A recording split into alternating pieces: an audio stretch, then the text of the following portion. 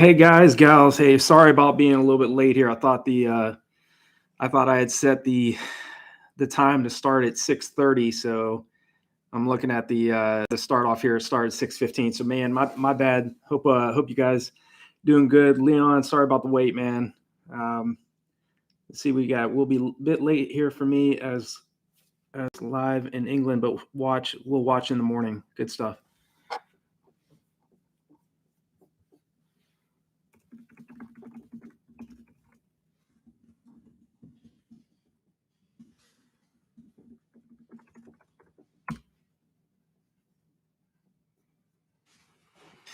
Yeah, so if a lot of you are just jumping on here, I know we only got a couple on right now, or one on here that was on. I had originally thought I had scheduled this for 6:30, but actually I accidentally had started this live stream was supposed to start at 6:15. So my apologies for being late here. So yeah, I'll just stick around here and see if any of you have any questions, or let me know how your week of training is going.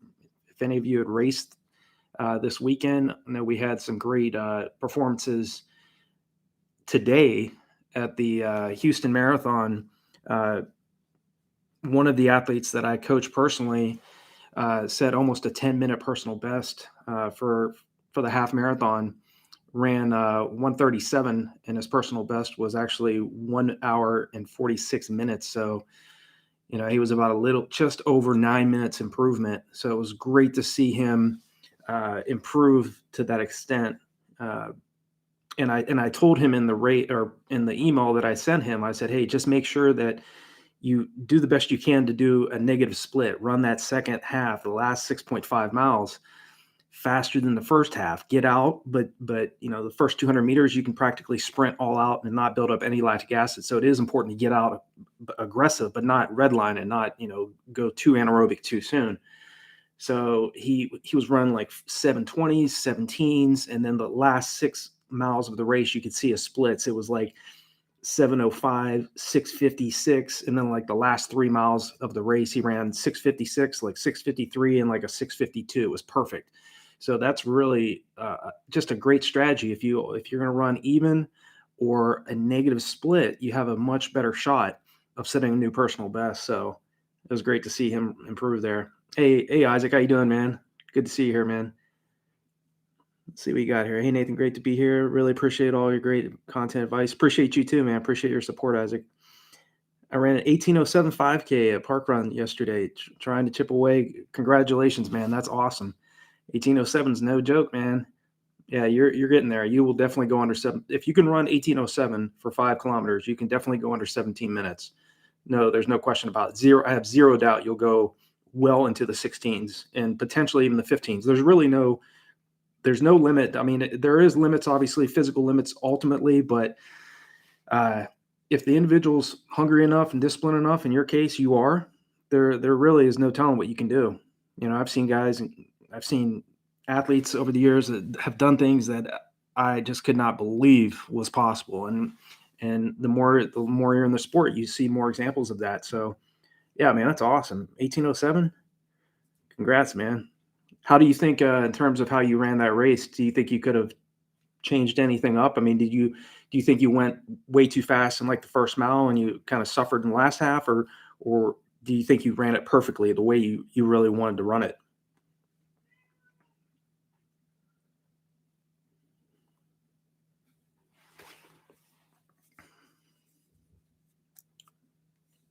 Yeah, so I mean, yeah, that's always great to hear new personal best or athletes running great times. I mean, 18:07 is awesome. Let's see, we got Uncle Fester. How you doing, man? Glad you're here, man. Is it bad to rest a little bit more, like 6 minutes during mile repeats? If you're early on in your buildup, then 6 minutes is fine. I mean, again, if you're like in the first couple weeks of a buildup, you do have to give yourself more recovery. It's just natural. You're not going to be able to go out there and run really hard anaerobic reps and have very minimal amounts of recovery in between each one of those reps if you're not in great anaerobic shape. So it is good to start off with more rest at the beginning, and then as you get fitter, obviously you want to minimize that. You do want to you want to speed up your reps, and you want to make sure that you're adapting to that and getting to a point where you can run mile repeats or 1200 meter repeats with maybe like 45 seconds to 60 seconds rest in between each one of the reps you're doing. But that doesn't happen, quickly. But yeah, I would start off 6 minutes. It's a lot of rest, but again, you have to start off somewhere. So 6 minutes is okay. Isaac, thanks, Nathan. The pacing was good. However, I didn't feel good during the first part of the run. Had aimed for under 18, but felt rough early on. Yeah, man. So Isaac, that's still, man, it's a great effort. You're going to get a huge physiological boost from that. And 18:07 is a very tough 5K time. There's lots of runners around the world that are trying to run that quick. And so that's something to be proud of, man, for sure. Just stay consistent with the training. Hopefully you're in a state. I don't know if you're in the US or not, but if you're in the States, hopefully you're in a state that's not dealing with as much snow as we're getting right now. Here in Michigan, it's pretty rough. But again, even like the tough conditions, I went out and ran today, and there's, anywhere from 7 inches to over a foot here of snow. And fortunately, the folks here in Michigan really do a good job in terms of clearing the roads and the sidewalks. So, it was great to get out there, and you get out of your comfort zone. And it's definitely, again, it comes down to how bad do you really do you want your goals, and there are certain things that I'm going after that, hey, I got to get out there. And the same with all of you. So, yeah, but it was great to see, this is another example. Isaac, kicking. Okay, you're in the UK. Okay, awesome.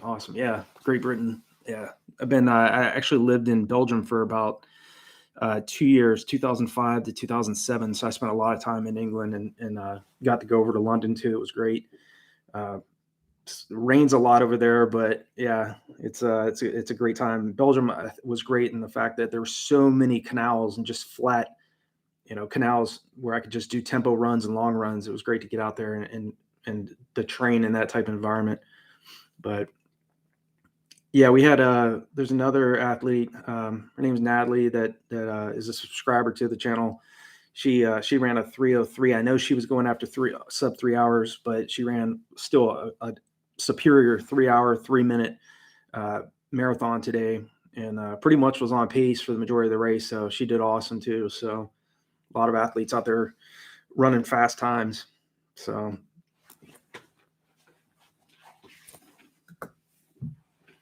any of you that are on, I know there's just a few on here right now.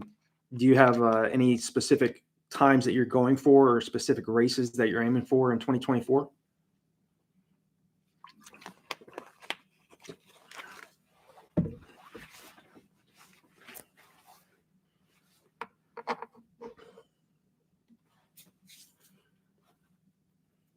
Yeah, I know. I think Galen Rupp ran a 1:02 today at the half marathon, as a prep for in 3 weeks from now for the trials. So, hey Nigel, how you doing, man? Okay, so you got one coming up in March.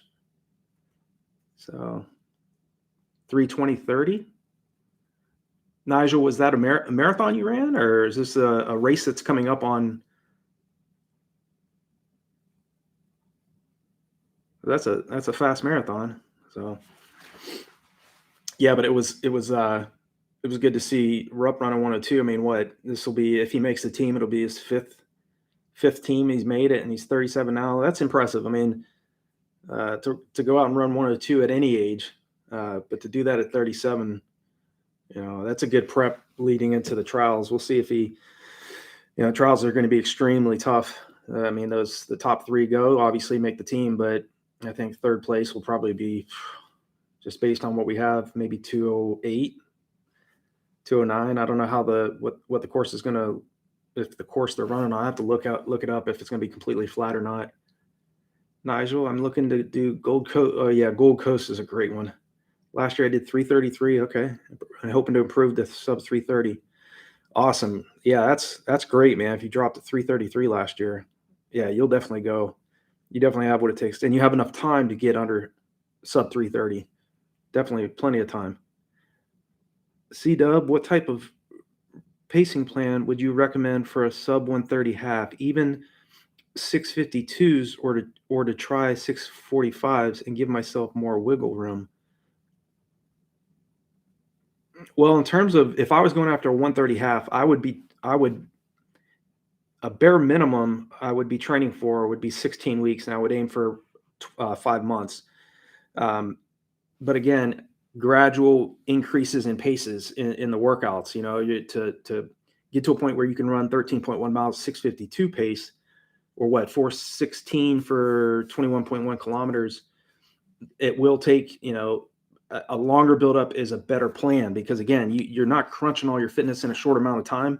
And again, and this is, you know, Jack Hazen, who coached me at Malone University from 95 to 2000.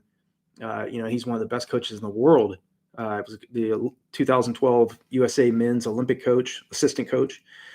And, you know, he'd always say, you know, it takes 3 weeks to a month to adapt to the stress, whatever particular stress load you're trying to place on the body. So, you know, trying to run 652s, C-Dub, you know, doing mile repeats, say it like starting off at around 630, around like threshold pace, and then working down to under 6-minute mile pace for repeat 1600s, doing 800-meter reps at around probably in the 240s. I don't know right offhand, but I have to look that up. But you do want to make sure that you're sprinkling in very, very hard. You know, that's more toward threshold effort, VO2 max. Once you get down doing like repeat 200s, 300s, 400s, you do want to make sure that you're doing those types of workouts where that pace is no longer so much of a challenge, where it's going to really hurt, like in the last, you know, 3 kilometers of the race or the last 2 miles or so of the race, rather than you start to really hurt in like the first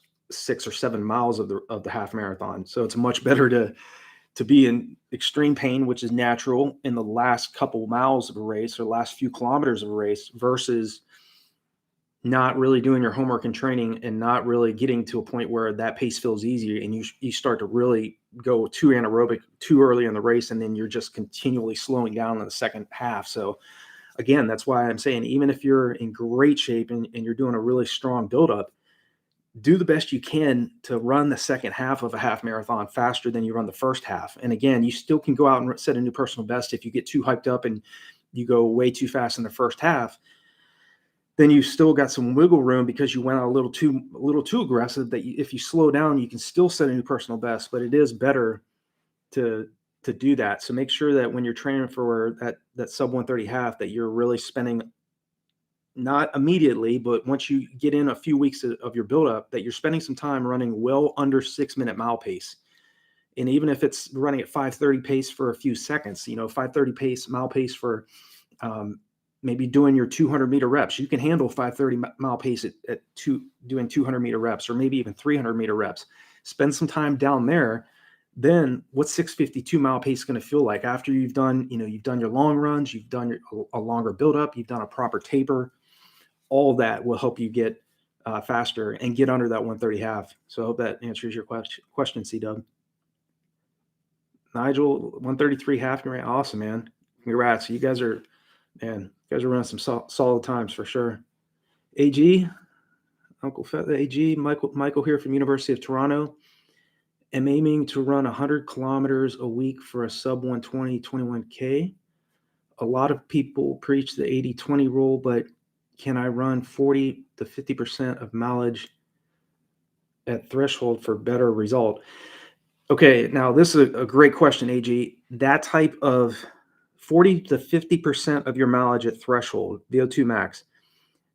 The Dr. Joe Vigil, who's one of the world's top distance running coaches, some of you may have heard of him. If not, Google his name. I'll also leave a link to one of his presentations that's really powerful, called Vigilosophy. He says that the world's top middle distance runners and long distance runners run between 40 up to 40% of their weekly volume at threshold effort. So if you're extremely fit, if you've built a very strong aerobic base, I don't see why you shouldn't give it a shot and see how you're feeling. You know, a lot of athletes can't handle that amount, that high of a percentage. If you're talking even going up toward 50%, I would definitely move down toward around 40% if you're going to give it a go, because again, you do want to make sure that you're allotting sufficient time for your body to adapt. So you have to make sure that if you're going to do this, that's a pretty high percentage of your volume, that you are really taking it easy on your easy days. Jog on recovery days, jog on your long runs every other week. Because again, when you do those faster, varied pace long runs I talk about, you're going to look forward to that long run the following week where you just jog and take it easy and relax. Just time on your feet, building your endurance, burning fat, because those faster long runs, they will definitely take a lot out of you physically and mentally. So, but yeah, I would, if you really want to go under 120, which is extremely tough, that's a very tough, a very fast half marathon time. Build your aerobic base first. Make sure you're really paying attention to all the other fundamentals you're going into to really going after this time: proper rest, proper nutrition, hydrating well during your long runs. Give it a shot, man. I think you'll get some real big results from that, and definitely come back and let us know how that particular training block went. Uncle Fester, is it best to run 80% of time easy and hard 20% of the time, since I'm hearing a lot of running influencers say that? Again, there is a lot of different philosophies online. Obviously, there's a lot of different voices, and again, mine's just one of millions. There's plenty of other coaches and athletes out there that have done well with the 80-20 rule. But I think, again, it just depends on the maturity level of the athlete and how fit that athlete is. I did more toward around, let me see, easy, hard. I was more toward around like 60% hard, 40% easy. I'd say that was more toward where I was at. But again, some athletes will go out there and run phenomenal times, new personal best, doing the 80-20 rule. But I think in my case, and the way I was trained over the years with Jack Hazen and Joe Vigil, these athletes, or these particular coaches, Lisa Rainsberger, she won the 1985 Boston Marathon champ. She's the 1985 Boston Marathon champion. She was the one that actually kind of started telling me that, hey, you can't just do easy long runs. If you're wanting to run under 2 hours and 22 minutes, I mean, those faster, varied pace long runs helped me to get under 220. And many years, from 2002 all the way to 2007, I was just running easy long runs. So I think that depending on what your particular goal is, which most of you have particular time goals in mind, you do have to start thinking about quality versus just volume, and running a higher percentage. It might mean 20% for some athletes. It might mean like 40% or even higher for some world-class athletes, or athletes that like AG that's going out there trying to go, considering doing 40 for 50% of the mileage at threshold effort. I wouldn't do it at VO2 max effort. That's way too aggressive. But threshold effort, about 40% of your weekly volume, that's kind of manageable. If you look at some of the world's, the world's top athletes are running much more quality miles, and they're doing volume, but they're also really paying attention to, like I said, all the other things that really, if you want to be great in the sport and really drop significant time, study what these athletes are doing. I mean, I'm still a sponge of the sport. I'm always studying what the best coaches are saying. What are the best athletes, the best marathoners, the best track and field athletes? What are they doing? So keep that in mind, Uncle Fester. I hope that answers your question. How many speed workouts for 1 mile runners per week? I trained for the mile many years. I mean, the speed workouts, I think you should be doing one VO2 max workout. So, if that's doing repeat 600s, repeat Ks on the track, one tempo run and one long run per week. Those are the three key. And most coaches kind of tie into that particular philosophy. But if you're training for the mile, 1,500 meters, 1,600 meters, if you're in college, leg speed and strength and stamina is what you need in that event. You still need endurance, because again, it's over very fast, but you still want to be doing your long runs. You don't necessarily need to go out there and be doing 15-mile long runs training for the mile. 8 to 9 miles, 6 to 7 miles in that range is fine for most athletes. Again, but what are you doing on the track? What are you doing on the roads? What are you doing off the roads and off the track? So, But in terms of speed workouts, 1 speed workout a week, Uncle Fester. Isaac, would you be able to talk about your warm-ups, cooldowns when you were in peak fitness? How far and what paces? You guys got some great questions, Isaac. Yeah, I mean, most of the time when I was racing, and I'm not saying that I'm 47 now, so I'm not like in my 20s or 30s anymore, but I still think I could go faster than I ran in my 30s, but it's going to take some time. It's going to take some time. But the things that I was doing, if I ran a marathon, I'd always jog 1 mile just to get and do some strides, easy 50 to 80 meter strides before the start of the race. And I do a mile jog cool down after. And I pretty much did that before any type of race, whether it was 10 miles, if it was a 5K, maybe an easy 2 mile, and then do a couple easy 2 mile jog after the race. But in terms of what I was doing before for warm-ups and cooldowns, obviously a lot of stretches, making sure that my legs were warmed up and just ready to be as loose as I could be. And I think it's important really for all of you that are getting ready for your races, like I always preach on the channel, just make sure that, and this is something that takes time, but just be as calm, have faith in what you're doing in training, be confident. If you've put in the work in training, there's no reason to be stressed out, not overly stressed out. It's okay to be a little bit, have a little stress, but not so uptight and stressed out the morning of the race. Just let your competition look around. You're going to see a lot of people, just all, psyched out, and everybody's got their own way of getting ready for the races. But if you look at like, Haile Gebrselassie, Hisham El Garouge, Nordine Morselli, all the top mid-distance, long-distance runners, Kenny Bekele, just to name a few, those athletes always look just relaxed, especially Haile Gebrselassie. I mean, he first man to break 2:04 for the marathon, always smiling before the race. And again, everybody's different. Some people are not going to be a smiling type athlete, but just be confident and take confidence in that hard work that you put in and stay as relaxed as you can. And I think your chances of, the less amount of physical stress, mental stress that you have on yourself, the better your performance is going to be. LJ, how critical is doing speed work in the beginning of a 20-week marathon training cycle?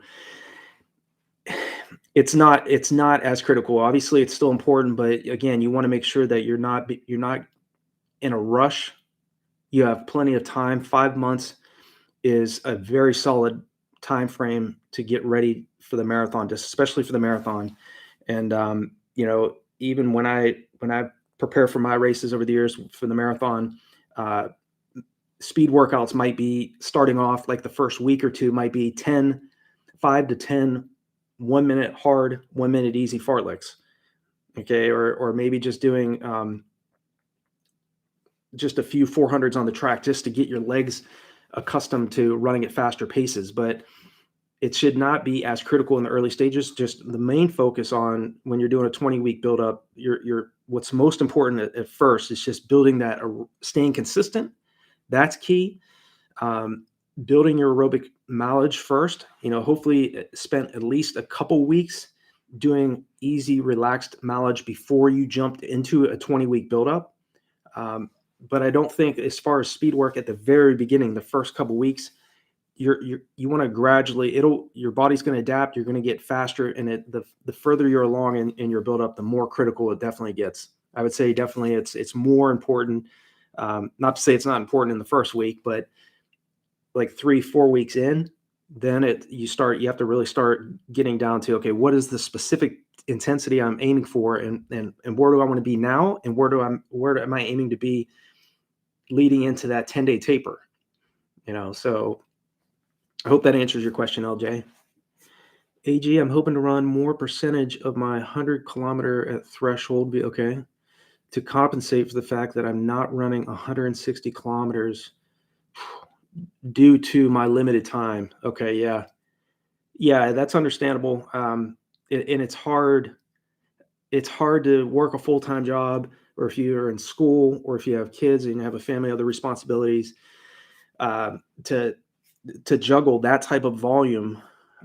So again, you have to have definitely pre-plan, make sure that you know, okay, this is how many miles a week or how many kilometers a week I want to be running.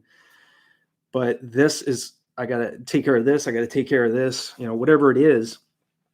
If you're in school or if you have to start work at say like 8 a.m. in the morning, then sometimes you're going to have to get up at 5 a.m., get that track workout or tempo run or long run done. And I know it's not fun to do those types of workouts that early in the morning. I spent several years doing that.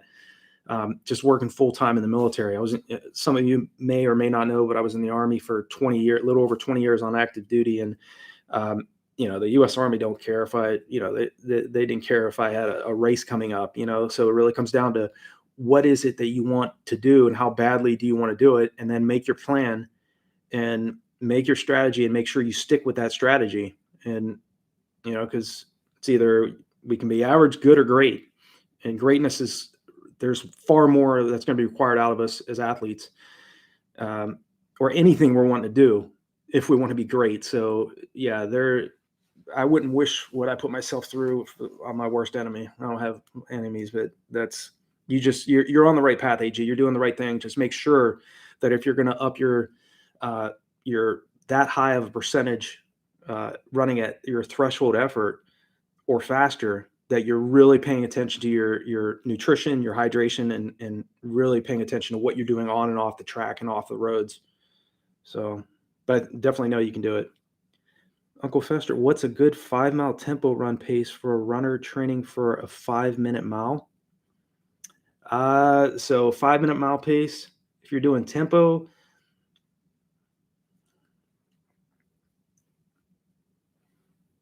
I would be aiming around 5:25 to 5:45 range for the mile.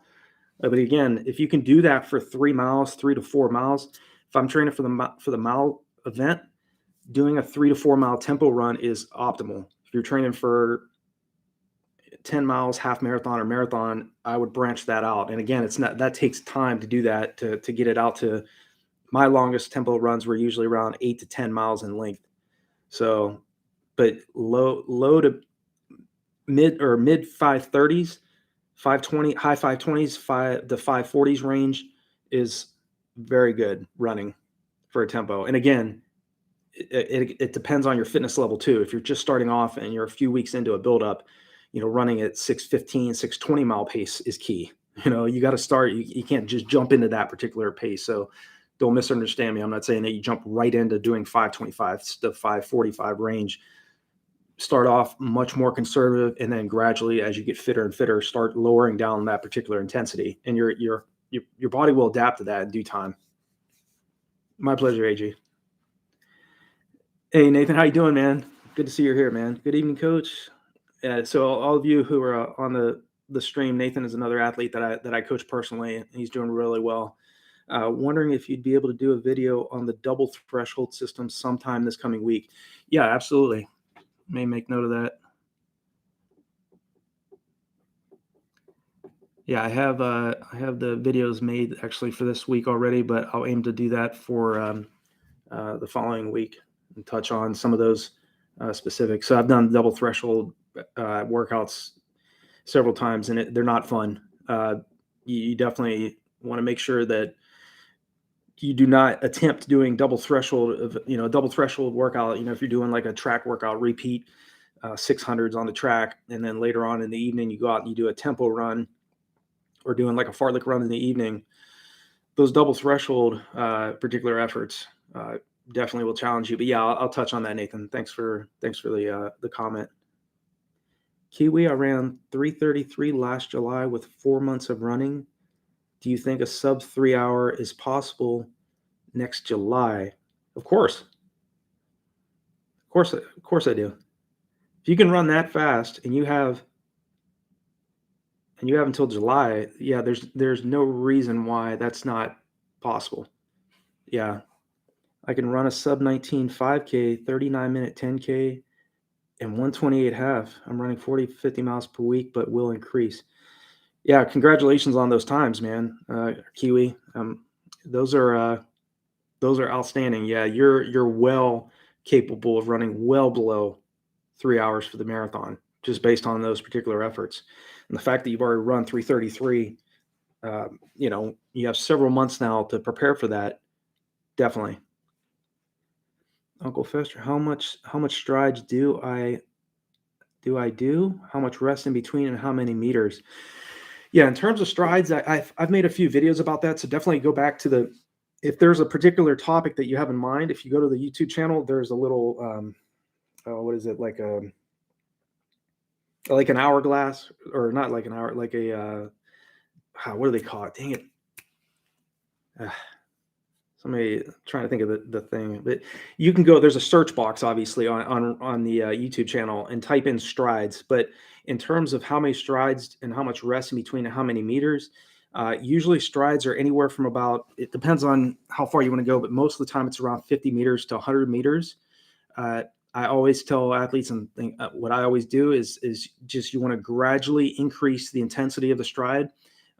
Should be full rest in between each one of the reps that you do. Most of the time we do strides at the start of workouts, or at the start of even long runs, just to get your heart rate up and get warmed up.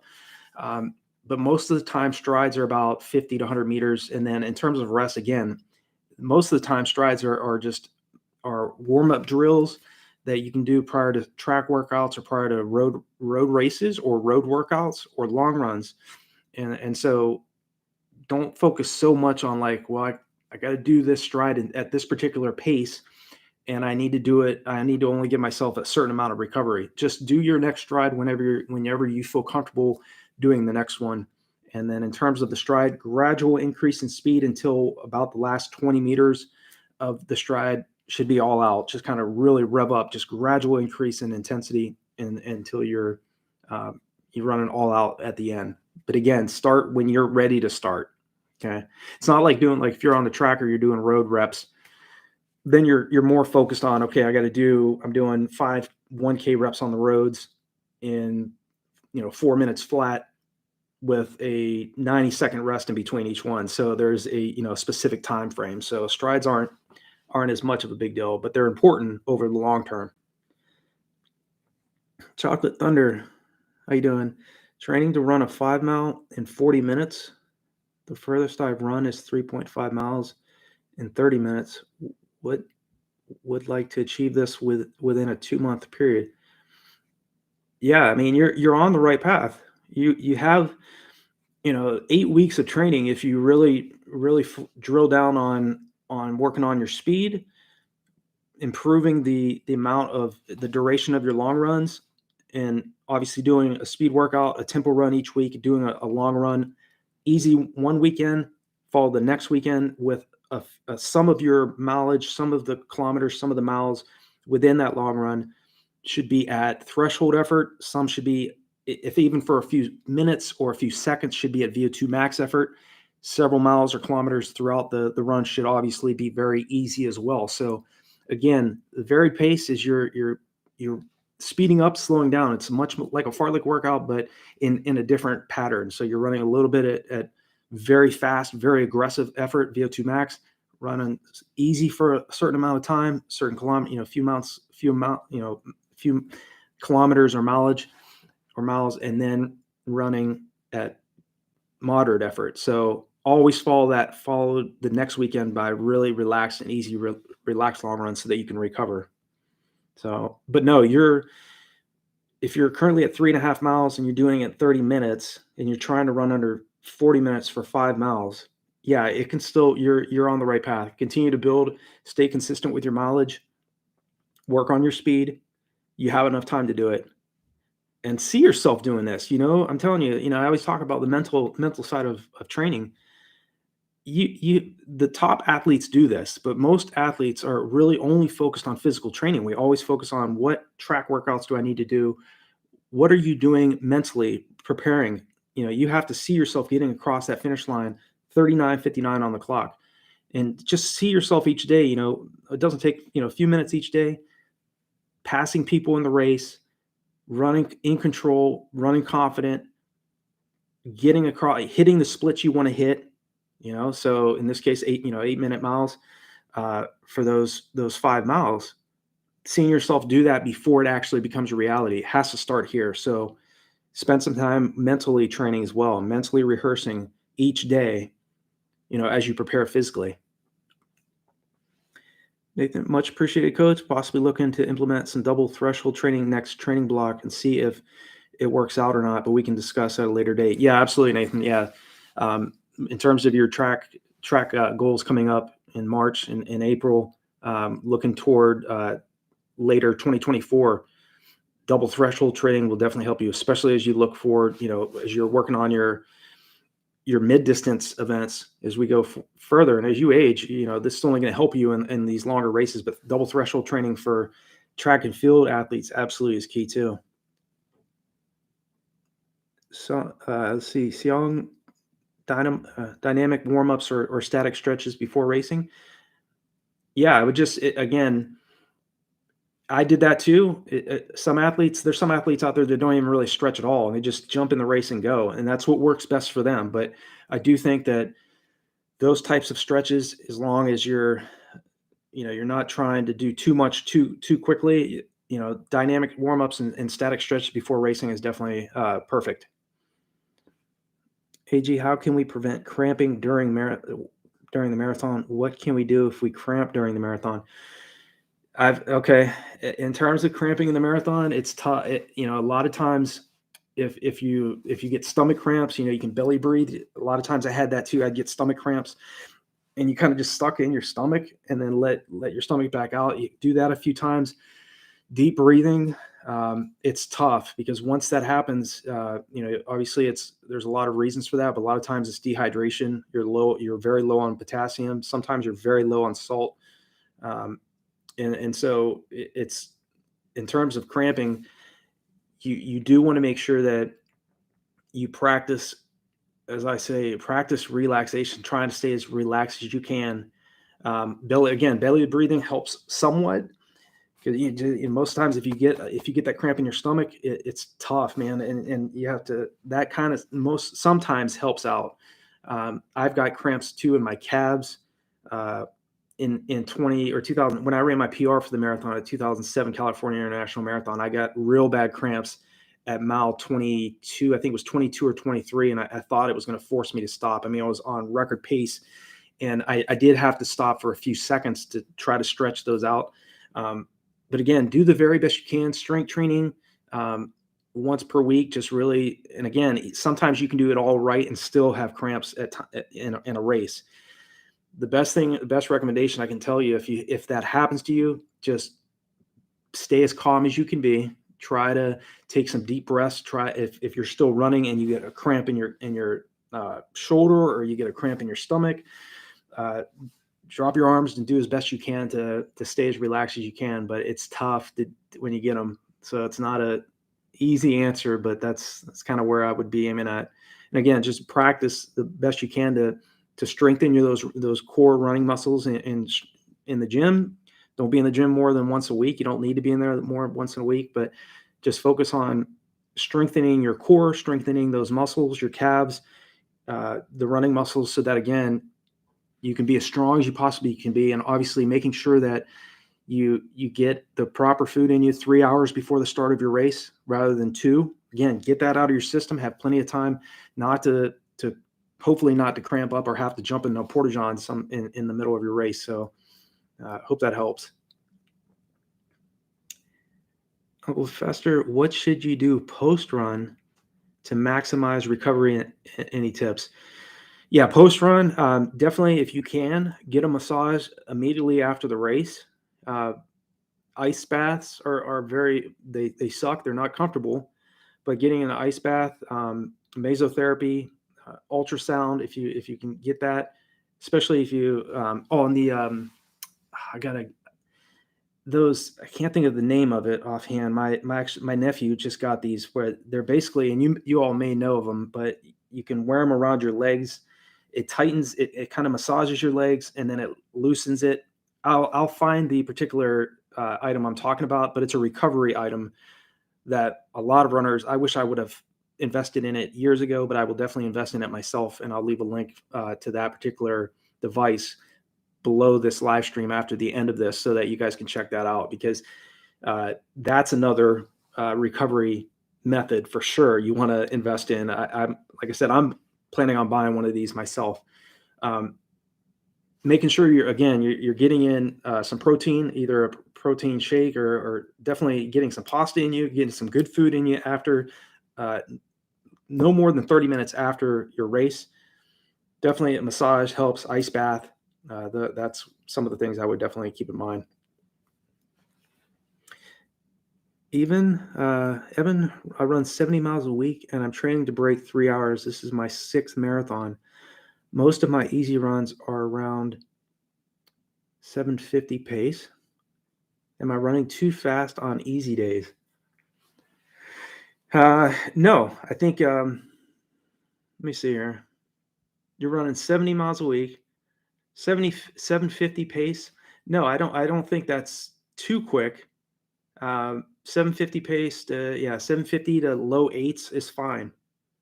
I think as long as you're really hammered, like when it comes down to doing those your track workouts and your road sessions and tempo runs, you're really drilling down and focusing on really pushing the body hard in terms of that. But in terms of your recovery runs, you shouldn't even focus so heavily on what pace per mile or pace per kilometer you're running on these easy recovery days. I know it's still important, but again, the fitter you get, your body's naturally the pace is gonna feel like an absolute jog to you, and you're gonna be looking down and you're like, man, I just ran a 7:10 mile, and I thought that was gonna be like an 8:20. So it's important to just as you get fitter, just to know that, hey, the easy days really should be focused specifically on that recovery. So make sure that you're doing okay. I don't think 750 pace is too fast for somebody that's trying to break a sub 3-hour marathon. I think that's solid. Gilbert joined late, but what's the best way to deal with minor injuries, say sore hamstring or tibialis? The best way to deal with any type of injury, and I've had plenty of them, the best way is complete rest. And I know it sucks taking time off.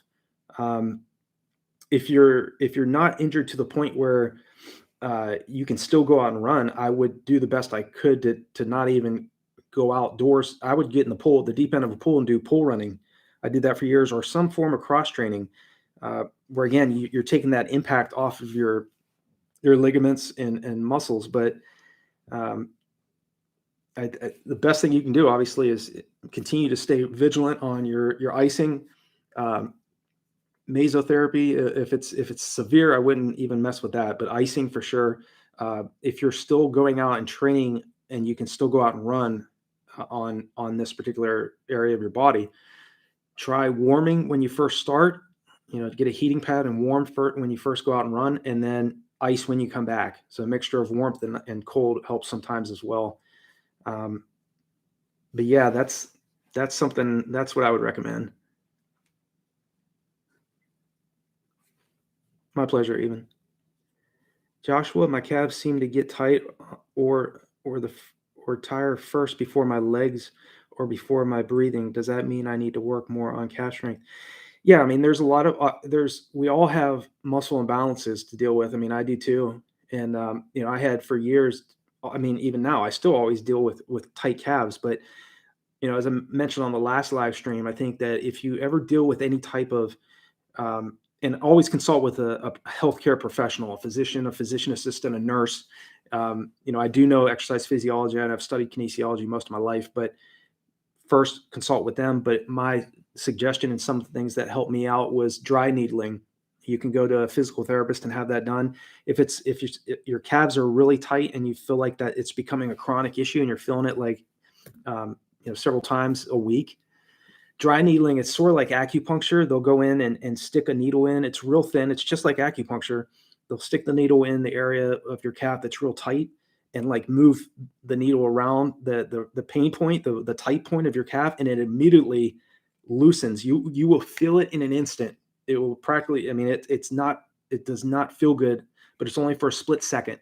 And then I kid you not, 48 hours to 72 hours after that's done, your calves, it's almost as if your calves were never tight at all. I've never seen anything. I've never tried any other remedy that works better than that. So keep that in mind, Joshua, in terms of your calves. But if it's a muscle imbalance, if you're yeah, you can always work on strengthening your calves, calf raises, strength training. Just be patient with that, and don't try to do too much in the gym. Just be patient. Don't like get to a point where you stress that particular muscle and you injure it. So, but just light strengthening exercises each week definitely will help. But keep that in mind in terms of dry needling. Just do a Google search too and look that up. Really interesting procedure. And again, I've never had anything that in terms of trying to get rid of that particular issue that worked more for me than dry needling. So Nathan, I believe the compression leg sleeves. Yes, that's what it is, Nathan. Yep. My nephew Brock, he's doing that. His girlfriend actually got them for him, and for Christmas he brought it down. I thought he said, I got some goodness for you. So I thought it was like some fluid or some Powerades or something that he was going to bring down, but he brought that down and put them on my legs, and it's absolutely amazing. But yeah, they're not cheap. Yeah, been wanting some for a while, but big investment. Yeah, 1,149 Canadian dollars. Yeah, there's some actually on Amazon. The higher price ones are actually, I've seen them much cheaper than that, Nathan. I've seen ones that are like 300. The ones that he got was like just like $120 US dollars.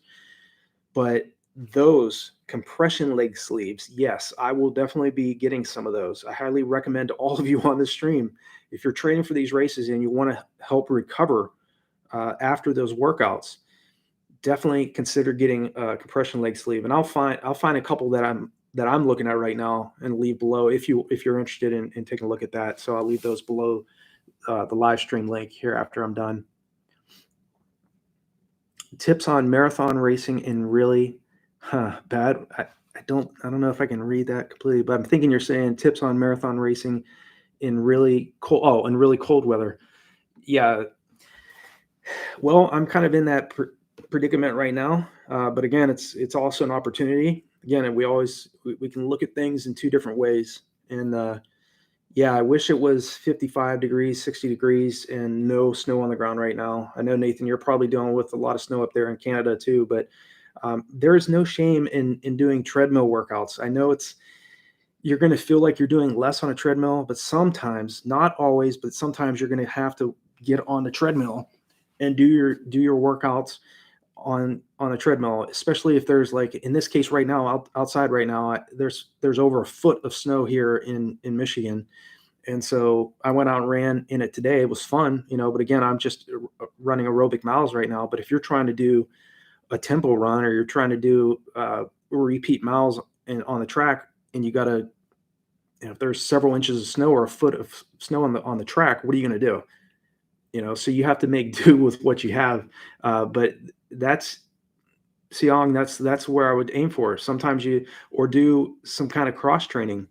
Like I mentioned before, pole running, it's one of the most boring workouts you can do, but it's really extremely close to running on land, because again, you have the water pressure that's forcing you to stay above water. If you're not wearing a flotation device, it's much more difficult. You can still do fartlek workouts. You can do tempo runs in terms of time, running in the deep end of the pool. And if you have access to that and you have a pool nearby, then I would definitely make use of that. But sometimes, like I said, treadmill is the option. I would much rather run outdoors than run on a treadmill. But sometimes, over the years, I've had several times where I've done tempo runs. I've done hill reps. I've done track, what I had planned for track workouts for repetitions. I did them on the treadmill. If you're running at 1% incline, that's about equivalent to running outdoors, because obviously there's no wind resistance indoors. So make do with that. Your mindset, make sure you stay as positive and as mentally strong and tough as you possibly can be. And just remember, there's somebody else out there putting in the work, and they're going to go out and train in that crap regardless. If it's horrible conditions, if it's blizzard conditions, they're going to be out there. And I'm speaking from my own experience. I was out putting in the work in blizzards, in sandstorms when I was stationed in Kuwait, running races in, just the craziest weather conditions. So I think the most important thing to keep in mind in terms of tips for that is your mindset, because it comes down to, okay, it is not the best conditions outside. What other options? I either go out and do, just focus on time on my feet, maybe doing some strides instead of doing the planned track workout that I had planned. Do some strides on the roads and get your legs moving a little bit that way, and then wait a few days until the weather clears, and then focus on doing that track session again. So, Nathan, absolutely, the weather has been brutal. Going to the gym in a few hours to get today's quality session in. Yeah, see, that's the example. I mean, all of you have the drive, discipline to put in the work, regardless. If the weather conditions are that bad, get in the gym and do that tempo run or do that track workout that was planned on the treadmill. And again, you can still get some light running in. I mean, right now I could go out. I'm not going to go out there and run low 5-minute mile pace on in with a foot of snow on the ground. I'm running. It's much slower, and so you have to just remind yourself that, hey, the weather conditions are going to drastically slow down my pace. So don't get bent out of shape if you don't see the paces that you want, and just make sure that it's time on your feet, putting in the workout and staying consistent, and staying positive too. I know it's hard sometimes. Isaac, how much should you prioritize running on grass? Kinder to the joint? Yeah, absolutely, it's kinder to the joint. Want to get the right balance between grass runs versus runs on the road. Yeah, the culture here in the States, obviously, and in other parts of the world, we're always around pavement and concrete. And the Kenyan athletes and Ethiopian athletes I trained with and lived with over the years, I mean, they always would seek out grass tracks, which it's very hard to find those around here. But in Colorado, we would always go to the dirt tracks and do our workouts there. But do the best you can to run as much as you can on softer surfaces. Grass, if you're going to do your track workout, definitely find a Mondo track or an all-weather track versus running on like a cinder track. But again, it depends. I think if you want to make sure that you're minimizing the amount of stress that's placed on your joints, and we all deal with that with the amount of mileage we're putting in, then yeah, in terms of how much to prioritize running on grass. Obviously with the track workouts, most cases you're going to have all-weather track. So again, that's good because it's going to be soft surface on that. But I would do the best I could to do your track workouts, maybe like flats one weekend or flats 1 week and then doing spikes the other week. Don't run spikes every single week doing your track workouts, because again, you want to offset that. Still running with maybe alpha flies or some very, very light racing flats 1 week, doing your speed sessions, and then the next week do your speed workouts in spikes, but not every week. Because every athlete's different. But my nephew too, he had issues with his calves too, and always wearing the spikes too. And I kind of told him, I said, hey, just try to offset that a little bit and do some of your training, some of your speed sessions in spikes, and some of your speed sessions in training flats. But yeah, in terms of grass, it is kinder to your joints, and if you can, spend as much time as you can doing, your easy runs, or even if you have access to like a larger field and you can do repeat 400s or repeat 600s on a loop in the grass, that's a great option. In that case, you may want to wear spikes, long distance spikes, 10,000 meter spikes or so with that, or even racing flats as well. I hope that's helpful, Isaac. Antonio, any tips for dealing with lower back, upper right glute soreness? Been running lighter than usual last 2 weeks. Finally feeling better. Thinking to aim for 60 miles this week, which is where I was. Any tips for dealing with lower back, upper right? Yeah, lower back. Like I said, mentioned one of the other commenters here is, getting into the gym and making sure that you're paying attention to strengthening those particular areas, and in terms of strengthening the running core muscles of the body and the back, obviously, and glute soreness. In terms of how to deal with that, make sure if you're icing, you're staying consistent with that. Ibuprofen, in terms of somewhat lowering the pain of that. If you have access to a athletic trainer or a physical therapist, if you can get ultrasound, that ultrasound can get down there and get into that scar tissue and help to improve the healing process a little bit. The body's going to heal on its own time, regardless of what we do. But we can definitely do those things that are in terms of remedies. And the best thing you can do if it continues to get worse, I had piriformis syndrome. That's pain in the rear end, and it lasted for about 6 to 7 months, and I was doing everything possible to alleviate that type of soreness, and it's tough. But again, ultrasound, ice, ibuprofen, those are your best bet, and making sure that your mileage is still pretty high. 60 miles is solid, so that you're definitely putting in the work here. But let me see here. It's been okay. It's been running. I've been running lighter than usual last 2 weeks. Finally feeling better. Well, glad to hear you're feeling better, Antonio. But yeah, strength training. Just make sure that if you're in the gym, just really light. Just focus on strengthening those particular areas of the body. But complete rest is the absolute best remedy.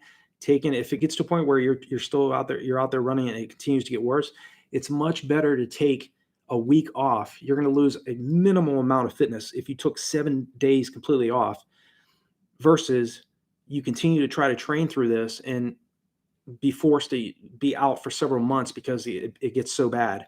So it's much a smarter way to take the time off and continue to rehabilitate yourself and heal up. So I hope that's helpful for you, Antonio. Hey, Joshua, are you familiar with the book Run Less, Run Faster? Yes, absolutely. Yeah, I have read that book in the first methodology of training, where you do a 3K or 3 key runs and 2 cross training days. If so, I'm curious on your thoughts. Yeah, it's definitely a great book, and that particular training process works for a lot of athletes. If you're doing 3 key runs and you're doing 2 cross training days, for most athletes, they can really get a huge benefit with that amount of training. Again, it's how you structure it. But if you're running 90% of your weekly volume aerobically and you're running a very small percentage, really training well below your race pace, again, look at what I always say this, always study what are the best distance runners, the best mid-distance runners doing, and how can I tweak my training and to get the best results. And I think definitely with 3 key runs, if you're doing 3 key runs, tempo run a week, speed workout a week, and a long run per week, and you're doing some cross training, you're going to be set up for success. I think most athletes can really produce some superior efforts doing that particular training per week. So Gerardo, hey, thanks so much, Gerardo. I appreciate the super chat, man. Let me see let's see here. How about post-marathon? How soon How soon can I train to race again? Post-marathon, Gerardo, what I did over the years, and again, it's just what I did, doesn't make it, say that like it's going to be perfect for you. But I think what I would do after every marathon is I would take 2 weeks completely off, and I didn't worry about what I was eating or drinking. I would enjoy my time off. I had no issues whatsoever. Taking time just to relax, heal from all the training I was doing, and just get away from the sport and allow yourself time to heal up. But in terms of especially, and you're talking about the marathon, yeah, definitely I would take at least a minimum of a week completely off, but anywhere from a week to 2 weeks completely off. You can still do stretches, get some massages.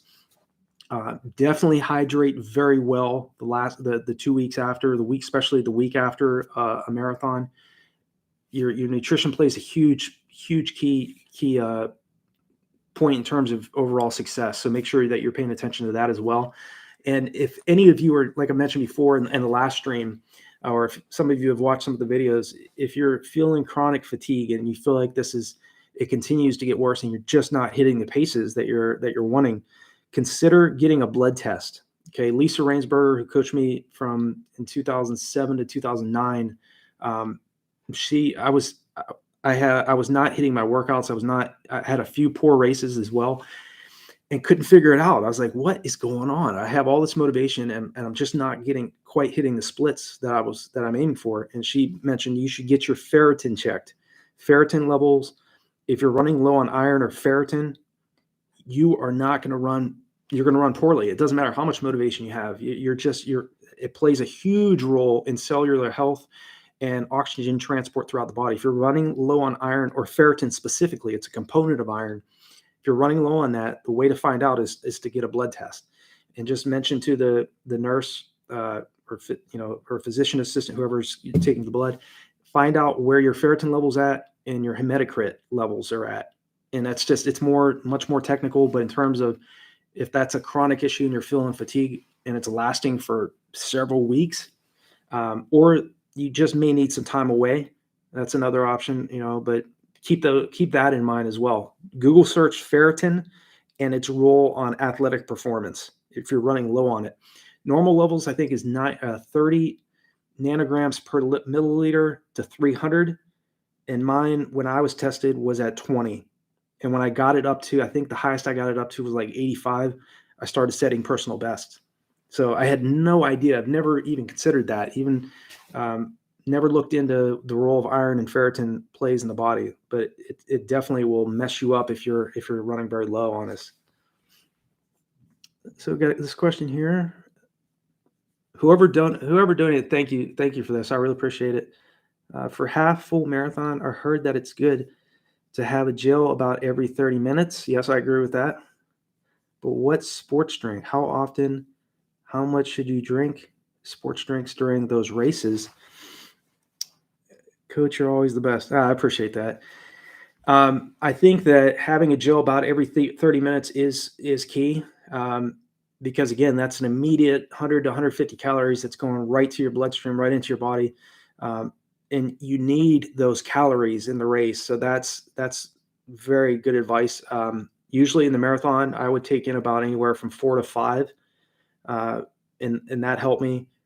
As far as the hydration, this is why I say in those very paced long runs, even your long runs, period, when you're out there, drop your water bottles out, practice drinking, taking in more to, again, rehearse this over and over again over 16 weeks to 24 weeks or 12 weeks, depending on how long you guys are building up, gals are building up.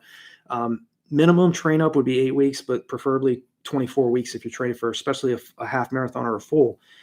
But in terms of what type, sports drinks, I'm a big advocate. I absolutely love this drink. It's called Electrolyte. Let me type that in here. Electrolyte. They make it in Mexico, and I've found that I drink that religiously. I've replaced Powerade and Gatorade with this, and it's packed with electrolytes. I would definitely consider looking into Electrolyte. I think especially the blueberry flavor is incredible. You can get it on Amazon too. It comes in a box of 12 bottles per box. So yeah, definitely consider Electrolyte. But in terms of which is better, I would do in terms of your long runs, drink a little bit of water one weekend, next weekend, drink a mixture of water and Electrolyte if you can get some, or some Powerade or Gatorade. And again, continue to practice drinking rather than sipping, and find out how much your stomach can handle. That way, when you get to the race, you're going to minimize the likelihood that you get cramps, or that you don't drink enough, or you drink too little. Because again, you've practiced this over and over. You've gotten it becomes so automatic that your chances of succeeding in that race and setting new personal best are going to go up, because again, you're focusing on the other details, little details that the top runners focus on. Hydration, especially in these longer races, as absolutely vital. If you're not taking in gels, if you're not drinking properly, you'll ruin your time. It doesn't matter. Even if you've done everything right in training and you're ready to set a new personal best, if you neglect that and you don't drink enough and you don't take in enough calories, especially in those longer races, you're shooting yourself in the foot. So make sure that you work on that in training, and your chances of succeeding are definitely going to go up. My pleasure, Antonio. I appreciate it. Andrew, hey, thank you for the live session. My pleasure. Sorry I wasn't able to join in earlier. Hey, do I know if I'm in the right track to run sub 3 in April? What kind of long run should I be able to hit now? So you're trying to go under sub 3 for April. Okay. Well, it's only January, so you have roughly, depending on when in April, say it's April 14th, you have February, March, April, 12 weeks. Getting to a point where you get those long runs, the faster varied pace long runs, I would work to get those long runs down to around 610 to 625 per mile pace. Again, you want to get 652 mile pace to feel easier. You don't want that to no longer feel like it's going to be an aggressive effort. But if you can spend a longer portion of those long runs at portions of it, not the entire long run, but portions of it running down toward, 610 to 625 range. And again, spending a couple miles or a few kilometers in that long run, running down under 6-minute mile pace, 545, 550 pace, even if it's for several minutes rather than the full mile, that's going to help you as well. But because we're still about roughly 3 months out, long runs right now should be, again, not so aggressive. Continue to build and working down toward just under 7-minute mile pace, or just slightly slower than 7-minute mile pace, and gradually working your pace down until you're running down toward those like lower sixes and even under 6-minute mile pace for portions of that long run. You're going to be fine. But I think right now you're on the right path. Just continue to stay consistent with your long runs. And again, every other weekend, run faster, varied pace, easy, moderate, very fast in the middle of the long runs. Follow the next weekend, very easy, relax, alternate it. But you have enough time to get this done. You can get under sub 3. I don't know what your personal best currently is right now, but you can definitely go under sub 3 by April. Peter, hey, I just came across your channel and found it very helpful. Thanks. Thanks for the compliment as well. I appreciate it. I need to readjust my training plan to get ready for Boston in 3 months. Is it good way to sign up for a monthly plan with you? Yes, you can. I do coach athletes. I have coaching several athletes right now. And if you do the professional coaching plan, which I coach athletes each month, we basically we'll go in, I'll send you a link using the V.O2 platform, and it'll basically, I'll send you an invite link. You kind of type in what is your personal best for the half marathon. In your case, you're trying to prepare for Boston, but yeah, we can work one-on-one. I'd make you a customized training plan specific to your particular goal for the Boston Marathon. And with 3 months time, I have no doubt I could get to a point where you set a new personal best there. So yeah, just you can reach out to me either by email. I'll send you my email here, or just go to RunDreamAchieve.com and click on under courses, and it does have the coaching, or under coaching, the coaching tab, and it has that option there. Yeah, I'd love to work with you, Peter, for sure. Riley, what's up? What's up, Riley? If you have any tips for running sub 115 half, given that I've recently cracked 120 a few months ago, I would love to hear it. Yeah, I have made a couple videos specifically on breaking the 1 hour and 15-minute half marathon. Again, if you go to the channel, type in the search box. There's the search on the far right, 115 half or sub 115 half. There's a couple videos I've made about that. But the fact that you've already run under an hour and 20 minutes, that is impressive. That is not an easy time. 120, I think, is what, 606 mile pace. So you're running, you were running under that, 602. I don't know exactly what you ran, but the key thing is to spend some time. You're definitely going to have to start running 115, 230 pace. I think that's around 532 or 535 per mile, but you have to get down running well below that a few times every other week, or and get to a point where you're doing mile repeats down toward that, below that pace, repeat 1200s, repeat 2 miles under that pace. continue to do what you're doing. You're already under an hour and 20 minutes already. So it's just a matter of continuing to stay consistent with the volume, extend that duration of your tempo runs. I don't know how far your tempo, 5:43 mile. Okay. Yeah. So running it at portions of your varied pace long run well under 5:43 mile pace is key.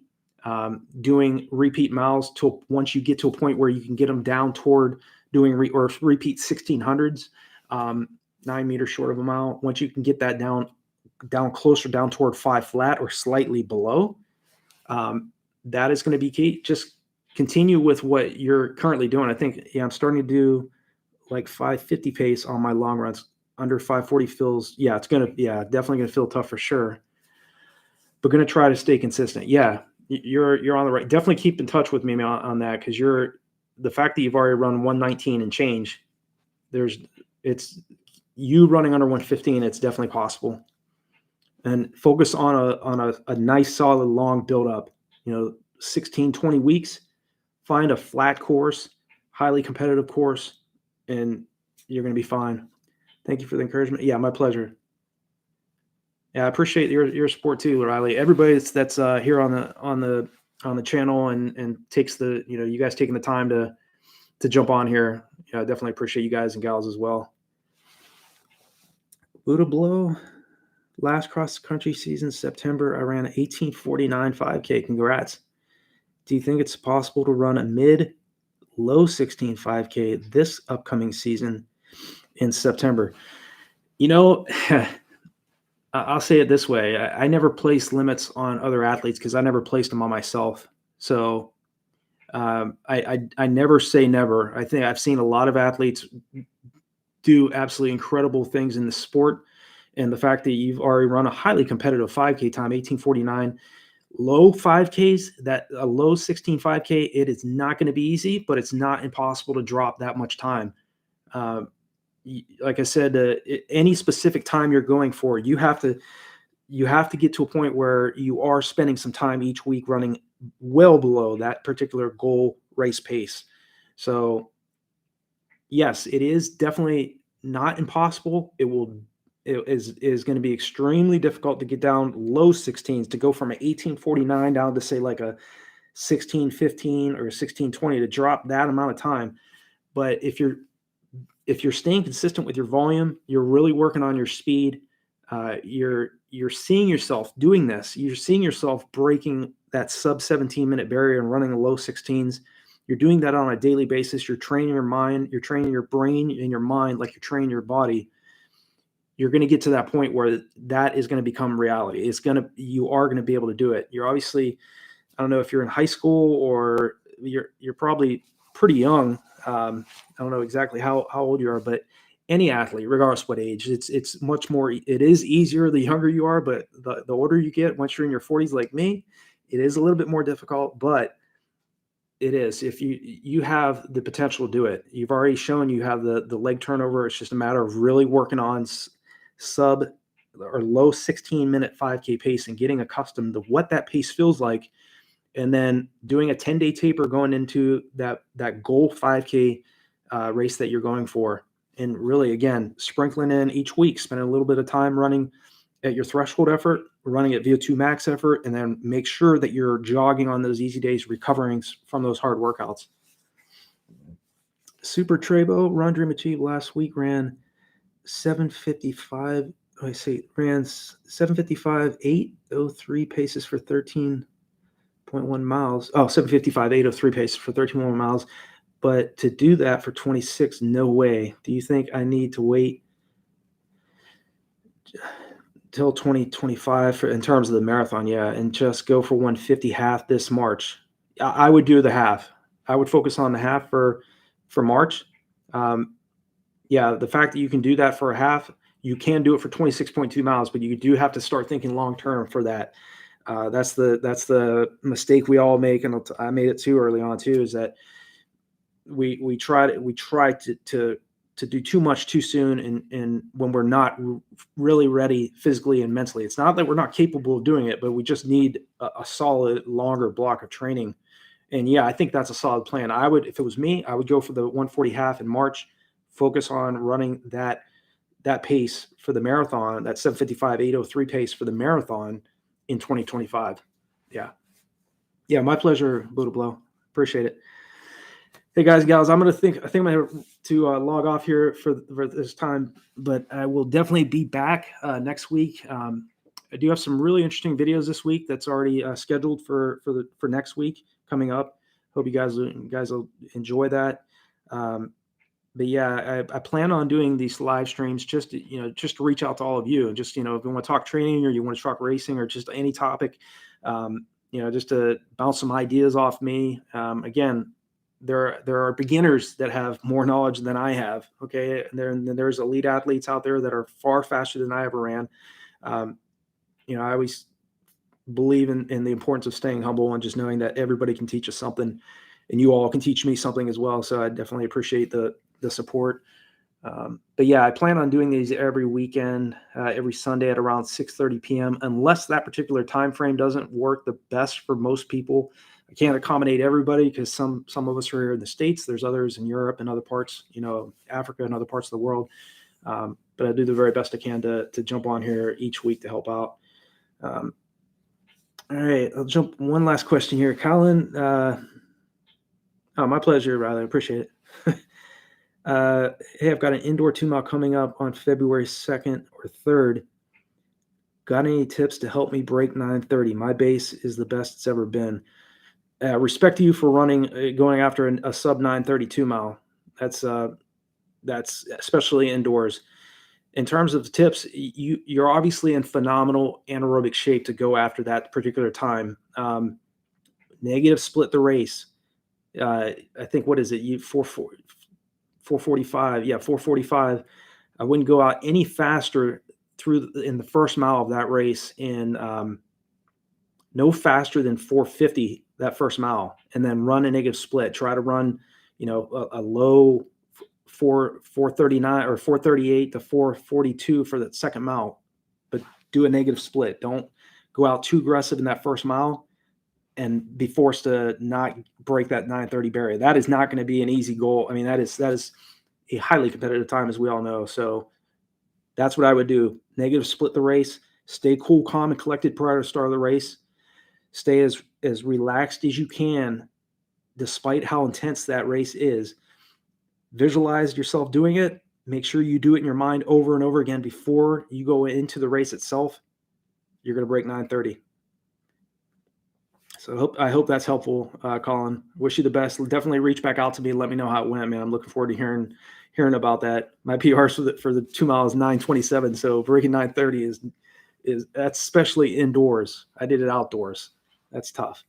So, all right, guys and gals, I'm going to log off. I appreciate you all, and I'll talk to you all next weekend. As I mentioned before, during the week, if there's any ideas that come up, any comments, anything that's on your mind, leave them below, and any of my videos. I'll definitely reach back out to you guys and respond to you. So hope you all have a great evening, and thanks for coming on, and I'll talk to you all in the next one. Okay, take care.